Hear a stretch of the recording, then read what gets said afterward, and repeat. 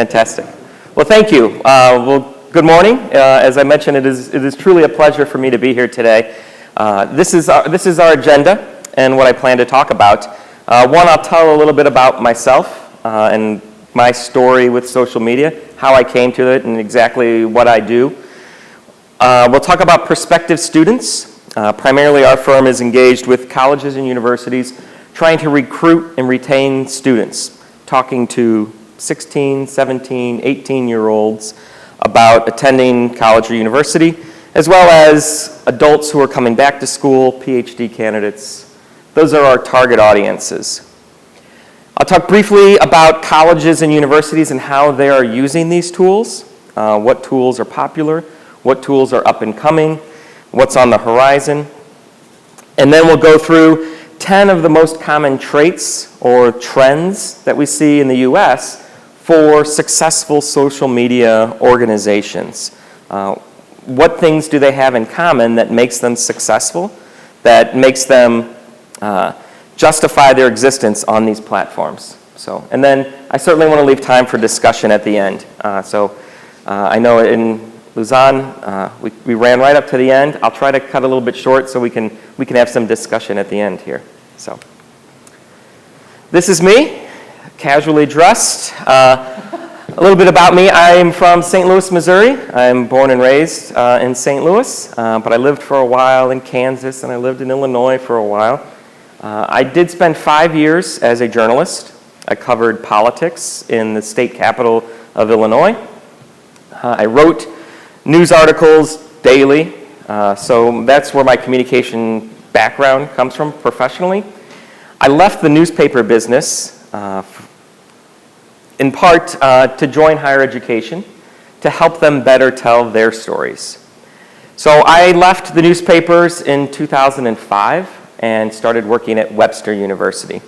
And at the time, and this was in 2005, universities had websites. They had been using websites for a while, but no one had really put strategic thought behind it. How do we use these digital tools in a way that makes sense and that is effective?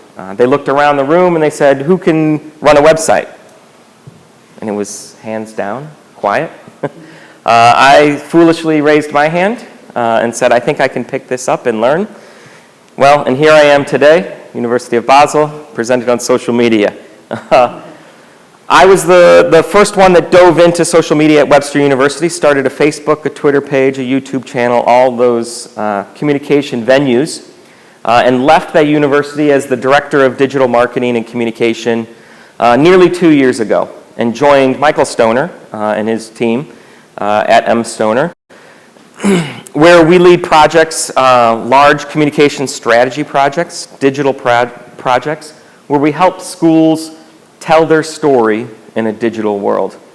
I do a lot of speaking about this topic. I love social media, right? I will just put that out there. I love talking about it. I love doing it. This is really what I enjoy. So I wasn't joking earlier when I said, please pick my brain. I can talk about this all day long. I have at CASE conferences and American Marketing Association. I still teach a class on social media, and so this is really what I love to do. These are some of the people. Oh, this is a soundtrack. Yeah. These are some of the people that we work with and some of the projects that we've engaged with. Specifically, Laurier University in Canada. We just launched their site last month. We've done specific social media strategies for Fordham, for Grand Valley State, for Pomona College. But we work with schools of various degrees and calibers, from the biggest names that you've heard of, Harvard, Johns Hopkins, to community colleges throughout the US. And as we work with colleges, generally this is what we see in terms of social media. When we talk about the trends in social media and where are institutions, where are these colleges and schools on the spectrum, when social media kind of first became a thing was probably about 5 years ago, maybe 6, when universities started to recognize they needed to be in this first phase here. And if I can hit the laser correctly, yeah. they needed to exist on social media. Schools had started to figure out, oh, Facebook exists, Twitter exists, people are going there, people are talking about us there, maybe we should be there too. Schools are past this phase. The second phase that we started to see probably 4 or 5 years ago was this need to organize around social media. And I made a joke in Luzon, and you can probably relate, but there was a period in time where I started a page on Facebook. Oh, someone else, not in communication with me, also started a page on Facebook. This department across campus also started a page on Facebook. The university hospital also started a page on Facebook. Suddenly we have 15, 20, 70, 150 Facebook pages all talking about or representing the same thing without cohesion, without communication. And so institutions 4 or 5 years ago started to recognize it's no longer enough to be there, but we have to be organized about it, which allows us to move to the next phase, is to get strategic about it. And this is probably 3 years ago. We really started seeing people, 2 or 3 years ago, people really focused in on, we need to put some strategy behind this. It's no longer enough just to be there. It's no longer enough just to be organized. But we need to know why we're there. We need to know what we're doing there. What is our intention? What do we hope to get out of this? What are we driving for? And so the strategy phase is where we see a lot of schools still today. And it's a good place to be. But in the past year to 2 years, we've really seen people even elevating their strategy to become very targeted and very specific about what they're doing. It's no longer just the strategy to run a good Facebook page. If I asked you, what does a good Facebook page look like? Can anyone tell me? No? Because there's no exact right answer, right? I don't know, is it we're gaining likes all the time? Yeah, that's good. But people are becoming more targeted in the idea that they want this to do something. They want this to solve a problem. There was a campaign we ran with Fordham University where we specifically launched a campaign, limited it to 2 platforms, Tumblr and Instagram, and targeted 16, 17, 18-year-olds who had been admitted to the university but who had not yet enrolled. And so that's a very specific purpose we're using these platforms for, with a very specific audience to accomplish a very specific goal. So at the end of the day, we can tell the bosses, the higher-ups, the people that hand us out the money, that my job is worth it. Yes, we should be here and doing this because we can impact X, Y, and Z. And then the next phase is just a phase of evolution. Social media is not going to stop changing, right? It's not going to stop and wait for us to catch up. I don't know what the next new thing is. I don't know what the next Facebook is. But there's going to be one. There's going to be constant evolution and change, and we just need to be prepared to move with it. So let me talk briefly about prospective students. These are those traditional age students, and when we say traditional age, I mean 16, 17, 18-year-olds who are in their junior or senior year of high school, considering where to go to university. I put on the slide also, and their parents. And to use the phrase helicopter parents, do you know what the phrase helicopter parents is? This is the idea that here's the student, here's the parent, hovering, hovering, hovering. A problem exists, the parent drops in, helps fix the problem, and goes back up here to hovering, hovering, hovering. Never flying by, never quite away, but just right here. Yeah? Parents are incredible influencers among prospective students. And this is a, yes, of course, moment. But more and more we're seeing their involvement in the college choice process. It's no longer that an 18-year-old just says, this is where I want to go to school. Instead, it is a process that involves parental involvement, and their desires and their wants and needs, while slightly different, should not be ignored. This is a report from 2014. Omni Update and Noel Levitz put together an e-expectations report where they asked 1,000 college-bound students and 500 parents. This was in March of this year. Which social media channels do you use? And if you start to look, you notice that the top four are kind of the big four. Those have relatively remained unchanged, with one slight exception, is that Instagram is constantly growing and is growing fast. It's certainly not numbers-wise as large as Twitter or Facebook, but the number of Instagram users, and we'll show this a little bit later, is rapidly increasing. The same with this particular program, Snapchat. And I had mentioned earlier in Lausanne, but I don't believe many people were using Snapchat here in Switzerland. Do people use Snapchat here? Nope. You've got, I'm sorry, WhatsApp, yeah. Snapchat is skyrocketing in numbers, particularly among this teenage population set. But as you see, the numbers fluctuate when we talk to students as well as when we talk to parents. A couple other numbers just that I wanted to note is this last one on the list is LinkedIn. We see a very small number of prospective age students using LinkedIn. That's okay. They're juniors and seniors in high school. They're not necessarily concerned about their careers to date, so they're not necessarily using that platform. In parents, the other thing that I wanted to point out was that their adoption of Google Plus was far greater than Snapchat, Vine, Pinterest, Tumblr, or LinkedIn. So you ask, who's using Google Plus, right? The answer might just be perhaps your parents. Yeah. Also in this e-expectations report is this idea of how many of these kids, yes, you're using Facebook in their own personal life, but how many of them are using it to connect with colleges and universities, with student services, with health services, career services, housing. 51% of high school seniors said that they had visited a college's Facebook page.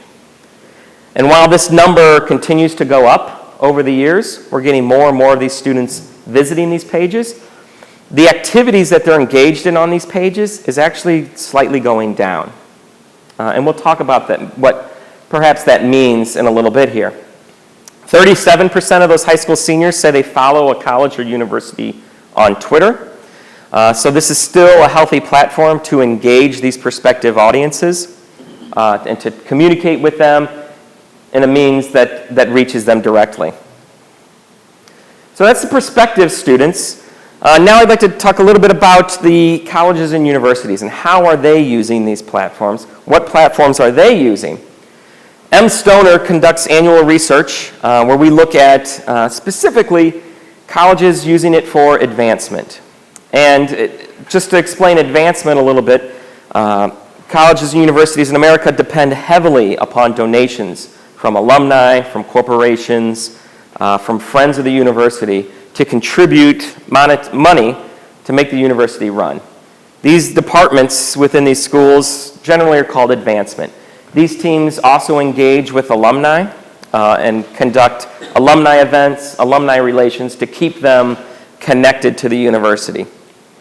M. Stoner conducts annual research where we go out and ask hundreds of colleges and universities, what tools are you using? And so you can see here at the top, Facebook, Twitter, LinkedIn, YouTube. Growing is Instagram. And then kind of what I'm going to clump together is everything else. Pinterest, Google+, Tumblr, Vine. I like to call these are the nice-to-haves. The top 3 or 4, these are the must-haves. These are, if you're going to have a successful communication organization, this is where colleges and schools in the U.S. are operating. So comparing, of course, Manuel. Can I go back one slide? Of course. So YouTube. Yeah. Do you know how they use YouTube? Are they actually going on YouTube.com and then are looking for colleges and stuff like that? No. Or are they just using it because the college put up a video that is hosted on YouTube? No. Primarily, there's kind of 2 ways that you can approach that. So colleges and universities aren't using YouTube as a means to converse. If you're a potential student, I am not expecting you to come to my YouTube channel or my YouTube page and for hours on end watch videos that I've produced about the university. No. Instead, as an institution, I am using YouTube as more of a repository for my digital assets. And then I am using that for two benefits. One, I can take those individual videos and embed them throughout the web at points in time or in points in that decision process where I feel that video may be of benefit to you. If I create a video how to apply to my institution, I'm going to put that on a web page about the application process to the university in hopes that it adds some value to you. Universities are also using it from a search perspective. YouTube equals Google. Google owns YouTube. And so the search engine optimization that YouTube provides is pretty incredible. And that's really where students are using YouTube. They're just typing in, how do I get into college? How do I pay for college? What is college at the University of Basel like? And they may not be searching on your site, but they're searching through Google. And it is our intention and hope that that video that we've generated shows up in the results, right? Because if someone asks, what is college like? I would rather them see a video from the University of Basel than the University of Freiburg, right? Ideally. So does that answer, hopefully? Yeah. Okay. When we look at the previous slide about what platforms students are using, and we look at the slide we just looked at, what platforms colleges and universities are using, we start to see some discrepancies. Now, I introduced this slide with one caveat, that the numbers for each platform are not necessarily reflected here. There are more than 1 billion people using Facebook. So should a university be on Facebook? Most certainly, yes. This is where people are. Although we see the activity of our target audience on that platform slightly declining, even if it declines by 100 million, there's still more people on that platform than all of these others combined. So numbers aside, I line those two up more to identify where the opportunities exist. Where are colleges and universities perhaps missing out on opportunities to reach students on the platforms that they are using? And so really what I like to pull out here are these ones in green, where the institutional adoption rate falls below the adoption rate among the target audience. So for example, while 68% of colleges and universities are using YouTube, 73% of high school seniors say that they are using YouTube. And so I introduced the question, is there a disconnect here? Is there an opportunity? I mentioned Instagram. This percentage, 49% of high school students who are using Instagram, is growing tremendously, specifically over the past 2 years. The adoption rate among colleges and universities is not quite there yet, and it's slowly climbing with it. So, this is how colleges and universities and kind of our prospective audience. So I use that as a framework to see, okay, here are students, what they are doing, what they are following, the platforms that they're engaged on. Here are colleges and universities and what they're doing and how they're using them. We put those two together and we can start to see some successful habits, some successful trends and traits for colleges and universities using these platforms. What are those trends? What are those traits? And so I bring up 10 of them here. Is number one, that success in social media still begins with planning. Right? This is not a new trend per se. And anyone who's been in communications for a while knows that planning is the key, right? If you want a communications endeavor to succeed, it's all going to depend on the plan that you put in place. If you approach the problem without a plan, it becomes a hot mess very fast. And so when we talk about planning, we're talking about everything. Michael Stoner likes to use the line that everything is connected to everything else. And so when we develop a social media plan, we need to understand how that fits in our greater communications plan in our greater organizational strategic plan, how it fits with the website, blogs, YouTube, Facebook, Twitter, pages on the site, actions that happen on the site. We want to answer those questions. Who is our target audience? What primary actions do we want them to take on our site? What secondary actions do we want them to take on our site? And so I show this slide. This is from the 2014 State of Community Management Report. It's produced by a group, the Community Roundtable is the name of this group, a consortium. They surveyed 164 communities, and this is across industry, across use case, size, and age. And they classify social organizations. And what they found, and this probably is no surprise, is that the best in class of these organizations, 100% of them have an approved strategy. They have a plan of what they're doing. It's written down on a piece of paper about what they intend to do on social media, how they're going to measure success. 75% of those best in class have that plan approved, and not just approved, but have resources behind it to actually make it happen. And higher education, at least in the US, perhaps not different here, this is often the big hurdle. We might have a plan and achieve this first step, but getting it resourced is an incredible challenge, right? Convincing those who hold the purse strings to release the money to allow us to do these things. Because social media is not free, right? As much as we like to think, oh, well, let's put it on Facebook or do it on Twitter because it's free. I don't know any full-time university employee who works for free, who volunteers their time. Maybe it's different here, but I receive a paycheck, and to do this takes time, takes effort, takes resources. And achieving that is still a challenge.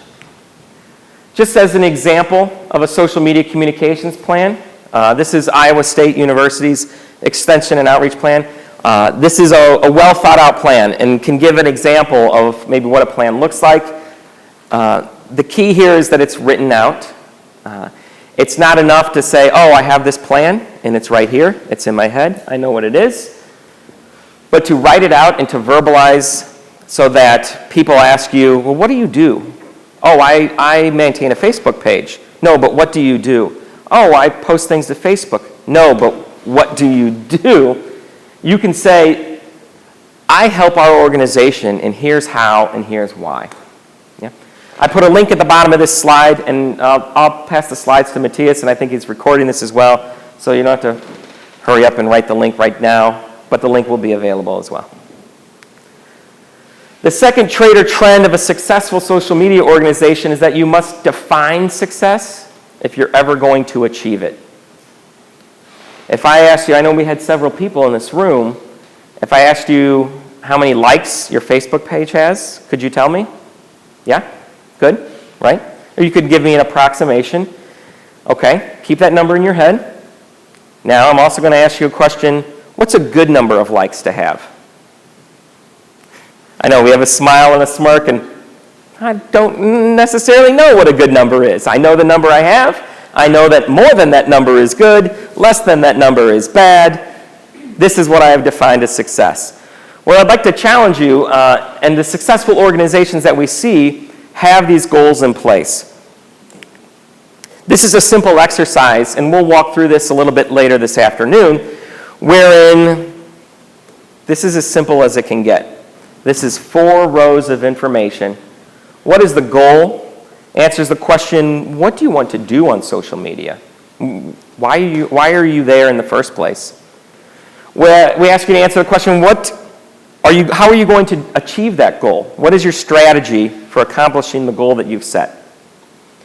Those two are often, they're not easy, but those are often in place. And you probably have that in your head, what you want to do, and maybe how you're even going to do it.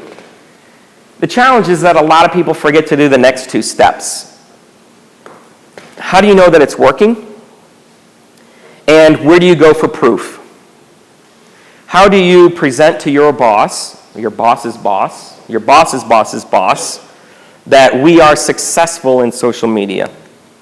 This is an example that I used of one of these charts flowed out. We want to increase alumni engagement. Okay, well, how are we going to do that? We're going to design visual content that encourage them to attend this on-campus lecture. That's our strategy for this particular goal. How are we going to measure that? What is our objective here? We want to get 50 people to open the link that we post out there. Of those, we want 20 people to confirm their RSVP and show up for the lecture. And so we determine the KPI, which are those key performance indicators. And we set very simply, we want to see what the total reach is, the number of people who clicked through that link, the number of the click-through conversion rate, how many RSVPs, and at the end, we want to actually count the people in the room. We want to connect an activity that happens in the social space that's soft and fuzzy and kind of nowhere with a concrete action that obtains a business objective. This is a real example here of one that we worked through with Fordham University. And we had a couple of different goals for this campaign, but just as an example, our goal was we wanted to influence the yield of admitted students. And the yield is the percentage of students of those who were admitted who actually enroll come August. And they're sitting down in a seat, paying tuition, right? We might admit 1,000 students, but on the first day, 400 show up because maybe they were accepted somewhere else, they didn't get the financial aid that they needed, situations changed, and they're not going to attend. And maybe we get 400 students in the seats, so the yield, if I can do the quick math, I'm not a math major, 40%, right? And so colleges and universities are always fighting to increase that yield. This was the intention of this campaign. How are we going to do it? We're going to leverage popular platforms to generate excitement about Fordham University. And so we were using Instagram and Tumblr, Instagram to promote this. We wanted to reach 90% of the students, prompt 100 pieces of content, and attract 100 new followers. What I want you to remember are these three numbers: 90% of students, 100 pieces of content, 150 new followers. So that once the campaign launched, we knew what our metrics were. We knew what success was going to look like. When 58% of the students opened up the email that we sent, we didn't reach 90% of the students that we wanted to hit. But that's okay. That was only one of the metrics we were using. The second one, we wanted 100 pieces of content. We got 282. Success? Yeah. We wanted 150 new followers on Instagram and Tumblr. We got more than 200. Success? Yeah. How many students did you send the email to? I can't remember the exact number, but I want to say it was around the 3,000 mark. So by reaching something about 2,700 students, you wanted to have 150 new pieces of content. yes. That's not much. Well, and this is the question. You say it's not much. To them, that was success. Yeah. Because success is what you define it to be. So we don't have to get 1,000 pieces of content, right? If we set that as our goal, we've set ourselves up for failure, and they're not going to release any funds for us to do any additional campaigns in the future. This was the first endeavor that they had taken to try to use social media in this way. And so the goals that they set, they wanted to be realistic, and so they agreed. They sat with admissions executives and said, what would you be happy with? What would success look like? And so by defining it, they can come back and say, we were successful. Now, So success is also scalable. it is scalable, right? Because next year when they go to approach them and ask for money, do you think that they're going to be happy with 100 pieces of content? No. No. But it does provide for them that baseline for where to grow. Yeah. Instagram and Tumblr sites you were using, were they created only for this purpose, or were they like university sites? No, this was exclusively for this purpose. Yeah. Prior to the campaign, they did not have a Tumblr blog, and so any new follower to the Tumblr blog was exclusively committed to this campaign. So we were able to track that pretty accurately. The hashtag that we had created did not exist prior to the campaign, so anything, and the only place that we promoted it was to that target audience. Now what does happen in social media is that it bleeds, right? what we saw happen while we encouraged people to share it on Tumblr and Instagram, we can't define where else they're going to share it. They were putting it on Facebook, and they were putting it on Twitter, which to us was a bonus. You know, anything that they shared above and beyond was fantastic, and that was a benefit of the campaign. So, yeah. The third trend is that we see is that they recognize the need for balance in how we communicate. This is the idea that everything is connected to everything else. And prior to speaking, Manuel, we had a good conversation about creating a website and having that be the central hub of communication, and using social media to pull in people, maybe using email to pull in people, search engine optimization to pull in people. Because what we see, and this is again from the 2014 eXpectations report, is that when we ask the resource that is the most influential to college seniors, parents, it's the same. It's the website, right? This is the central repository. Email is second here, college planning sites. We do still see Facebook posts from college and tweets from college as answers, but they are still just a part of the puzzle, right? Social media is not going to solve all of your communication problems. It is not the only answer, but it can be part of the answer. And to have an effective communications plan is to find that balance between where you're going to expend your time and resources between the web and social. Overwhelmingly, students still opt for the website to get information about colleges or universities. So if you are devoting more time to crafting the perfect Facebook post or crafting the perfect tweet and less time to ensuring quality content on your own website, you may want to consider flipping those priorities. Yeah. Just an example, a couple of examples here to show kind of how we balance this out. This is Laurier's website, which we just launched last month. This is a portion of the website where we pull in an Instagram feed. It's not the whole site, it's not the main driver, but it is a way to integrate social properties in the website. We did a similar thing with Miami University in Ohio. We pull out a section here for tweetable news. We're not making this the main driver of the page, but we are making it a component of that page. I know I said I had 10 traits, but I actually have 10 and a half. And so 3A, as part of this balance in communications, is that email is not dead. You sure? It's still not dead. Yeah. When we asked, compared to social media, how successful is email in meeting your advancement goals? Overwhelmingly, people said that it was more successful than some social media. So if we add these two together, what is this? 77% said it's more successful than some social media or more successful than all social media. Yeah. So it's still not that. So don't give up on email quite yet. The fourth trait of a successful social media organization is that they give them a reason to like you and then stay out of the way. Yeah. Students, and I don't want to break anyone's heart by saying this, students did not join Facebook to follow your university. There was an audible gasp. They did not join Twitter to follow you on Twitter, right? They joined these platforms to be social, to connect with their friends, and to build communities on their own. Connecting with us, while nice as marketers or as communicators, this is good and this helps us reach them. This is not their primary purpose. When we asked what college, high school-bound students and seniors and their parents did on a college Facebook page, the most thing that they did most often was they just liked something, right? And we need to be okay with the fact that they just liked something.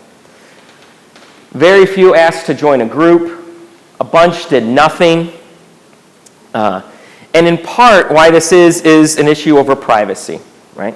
53% of high school seniors said they were concerned about privacy issues when liking or asking to join a group on a social media channel. I don't know if this translates well, but there's still this creepy factor, right, about Facebook, where I don't necessarily want Big Brother looking at my Facebook page if I'm 18 years old. Do I want the potential school where I want to attend seeing what I did last weekend? I don't know, maybe not, especially if an admissions decision is in the balance. Surprisingly, however, is that 96% of students had no problem giving their email to a university, right? So while they might slightly be afraid about connecting or liking on social media platform, they are not concerned about that same privacy issues through email. So. The fifth trend or trait is that as good as we all are and like to think that we may be about creating Facebook posts, well, except for the few students in here, students are always going to be better at this than we are. They're going to create better content, right? This is second nature to them. I started a Facebook page, or joined Facebook in 2005, so very early, but I was still 6 years out of college, right? So in all intents and purposes, I was already old and uncool when I started on Facebook, right? Some examples of universities that leverage this fact that students are going to generate better content. This is St. Lawrence University, where they hand over their Instagram account a week at a time to students who they trust to generate content. The photographs that they take are visual in nature, and they're fantastic. Webster University, where I formerly worked, does the same thing.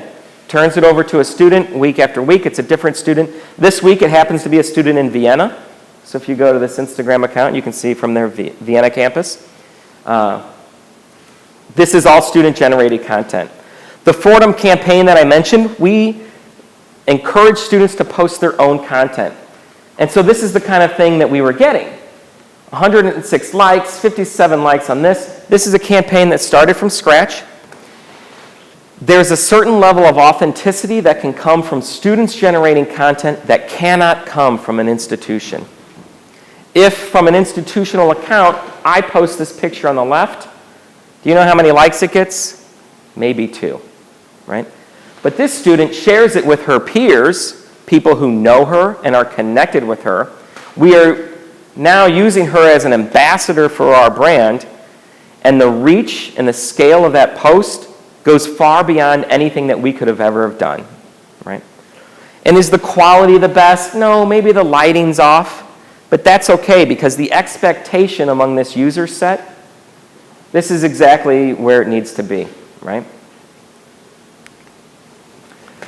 The next trend that we see in the US is tell me and I forget, show me and I remember. More and more, these platforms are becoming visual in nature. I mentioned a couple times the rise of Instagram and the slight decline of Facebook, the rise of Snapchat. Instagram, Snapchat, even Vine, these are all visual platforms, right? Photography, video. This is rich media content. People retain about 10% of what they hear, 20% of what they read, 80% of what they see and do. This is a quote: the human brain can process entire images that the eye sees for as little as 13 milliseconds. Photography is powerful. And if you don't believe me, look around the world. This is from eMarketer, the most shared posts from Facebook pages worldwide. Do we see a leader here? Yeah. I think this chart says it all. Photography, photography, photography. We took the Fordham campaign and translated it into Tumblr, which is a popular program among our target set. And I want you to read this page. This is the home page of the campaign. And there are 1, 2, 3, 4, 5, 6, 7, 8 words on the top left. 1, 2, 3, 4, 5, 6, 7, 8, 9, 10, 12 words on the bottom. So on this entire page, there are 20 words. That's it. And all of the top words say is share the experience and announce the news with the hashtag FordhamForMe. And the bottom right is a quote from the university president. It says, major in whatever makes your heart happy, minor in New York City. New York City is a large draw for this institution. That's all they needed to say. No wordsmithing, no committees to decide what the text is going to be. Visual, visual, visual. Piper Jaffe asked U.S. teens, what is the most important social network to you? Now, this doesn't, again, reflect the numbers of people who are there, but instead what they value and where they are engaging. And over the past 2 years, you see the rise and the path of Instagram. It is going in this direction. And if I look at Facebook, it's going in this direction. And now I look silly pointing in different directions, but you get the point. Visual nature, visual nature. Instagram users, especially among our target set, again, continue to rise and go up, up, and up. And that goes hand in hand with this visual culture, the idea that more and more they're going mobile. And I understand that the adoption rates of mobile are lower in the US than they are in continental Europe. But even in the US, we are seeing about 38% of visits to college websites coming from mobile devices. And as social audiences access more and more content through these devices, they are moving more and more towards imagery and design. These go hand in hand. When we asked high school seniors, have you looked at a college or website online? 71% said, yes, I've looked at it on a mobile device. How often do you use that mobile device for web browsing? These numbers continue to rise, nearly all the time. The next trend is that in order to foster experimentation and creativity, we encourage people to get comfortable. We see the two big platforms, right? Which platforms do you use for the most successful? It's Facebook, it's Twitter, it's LinkedIn, yes. But those that are most successful are already comfortable here at the top, which allows them to explore, to test, to tinker, and experiment down here in the bottom, and what I called everything else. Yeah. This is an example. I don't have screenshots from the actual Snapchat per se, but because Snapchat, the concept behind it is you follow a person, and they send you an image. It disappears after a certain amount of time. It doesn't really disappear, but we do see the reaction. Father Marquette is Marquette University's in Milwaukee, Wisconsin, was named after Pierre Marquette, a Jesuit priest.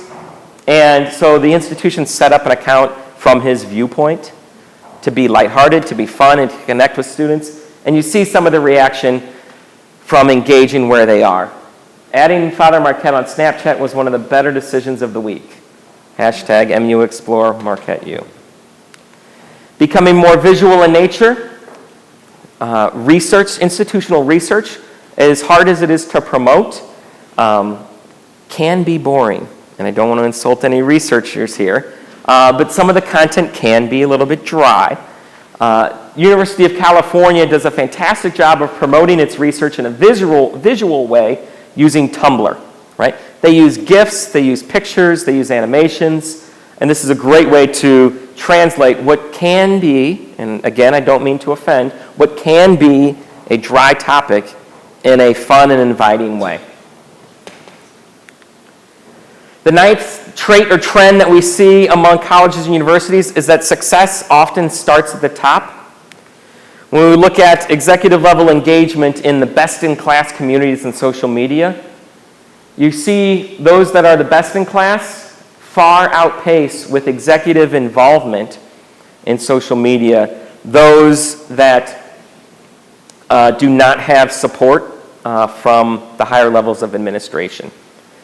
In higher education in the US, unfortunately, this is a hiccup. This is a hang-up. We asked, does the leader of your institution use social media? The overwhelming answer is no, we do not, right? Those that do see a great benefit to it and a great support and traditionally get well-funded, they get well-resourced, and they do cool things, and they connect with students in interesting ways. This is a tweet from the university president at the University of Cincinnati, Santa Ono, who was tweeting an alumnus and set up a program working with the NASA Ames Research Lab based on a tweet to an alum that he sent that knew who worked there. This is a tweet from the president of Kansas State University. What's interesting about President Schultz is that his wife also tweets, and they talk to each other, and then they tweet these great conversations to each other, about each other, always a positive nature about Kansas State. But I want you to pay particular attention to this first one on the left. So Zach says, I had a great time at my Kansas State visit. It's going to be a hard decision between there and the University of Nebraska. If you are Zach and you have gone on these tours of colleges and you get a response from the institution president who welcomes you by name and says, we would love to have you as part of our family. There is some recruitment gold there. Yeah. I would imagine that Zach is probably by now enrolled at Kansas State, where he is very happy and feels a part of that community. Another tweet, students were clamoring for a snow day. President announces it himself, and you can see 1,700 retweets, 800 favorites. This is from someone who is at the highest level of administration at a university, who sits in an office, and most people could see as standoffish or as boring and dull. This is the opposite of that. But Yeah. it doesn't necessarily have to be the head of the university, right? It could be some project assistant that actually logs into his account. This is the real person. Yeah. For these examples, I know we've talked to them. These are the real people tweeting. And I think you can have, an existence, but it never works the same. You know, I think there's a certain inauthenticity there. And it feels weird because the assistant never really wants to push the boundaries or, become too personal for fear of offending the administrator. But with the administrator, it's their voice, it's their tone, and there is an authenticity that's really hard to match if it is the assistant. Yeah, but you're right, it can be. But for these examples, these are the people, and they really do tweet. Some of their tweets are not as good, and that's how you know. And then the last trait or trend is that measurement is still the best way to determine a positive return on your investment, right? The example that I'll show, and we'll go through some exercises this afternoon about putting together reports and determining key metrics, outlining the goals that you have in place and how we're going to reach those goals. It's still the best way at the end of the day to say we were a success and to convince others that what you're doing has value, that you are contributing to the mission of the organization and are doing good things. So, with that, I'll just share this last slide. If you want to download these slides on your own, they're all available at this particular link. And so I say thank you. And I would be happy to entertain questions for the next 40 seconds that we have before I'm out of time. I'm sorry, I promised I was going to try to go faster, but I get deep into thought and go. But again, I am here all day, so we will have some time for workshop and lunch, and so I'd be happy to answer any questions you may have.